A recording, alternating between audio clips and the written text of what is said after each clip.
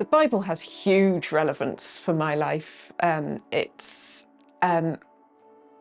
love the Bible deeply. I spend a lot of my time immersed in it, both professionally and just for my own joy. It gives me stories that show me what it's like in reality to engage with God, that give me hope, that make me feel better about myself, that make me feel better about who I might become, that pick me up when I feel low, but also reassure me that it's okay to feel low, that offer me guidance on how to live, principles to live by, and just joyous narratives that I can lose myself in and learn to love God more through. Yeah, it has incredible relevance. So part of my job, I sit with a group of people in their mid-20s. Every Tuesday evening, we read some scripture and we discuss how relevant this passage of scripture is. And we do that every single week. And yeah, the Bible, so far we have yet to have a week where we've sat around and gone, well, that means nothing to us. So sometimes that's broad principles and speaking into our values. Sometimes it's speaking into the political climate. Sometimes it's speaking into kind of big socio-political stuff, as I said. Sometimes it's just putting a finger on our own behaviour and attitude and what that therefore means and how I interact with my housemates or my partner or children, etc.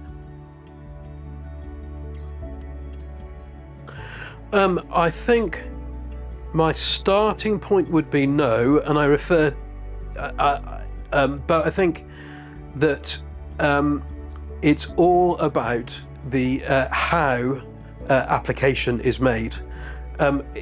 Anybody can take a bit out of any piece of literature, misapply it, and potentially do damage. Even more so when the Bible, a holy text, is attributed to God, and therefore that carries extra weight and authority, and misappropriated, that could do damage. So my starting point is no, the Bible read in its context and applied well in the context of love through the lens of Jesus Christ. No, there isn't stuff that I wouldn't want to be there. I don't think there's any of the Bible that I would say can't be applied today, but it depends how you apply it and what you mean by apply it. Always with the Bible, there's a question of what is its context? What is the context in which it's written, and what's the context in which we're reading it? Some of it was written, for example, for Christians experiencing persecution.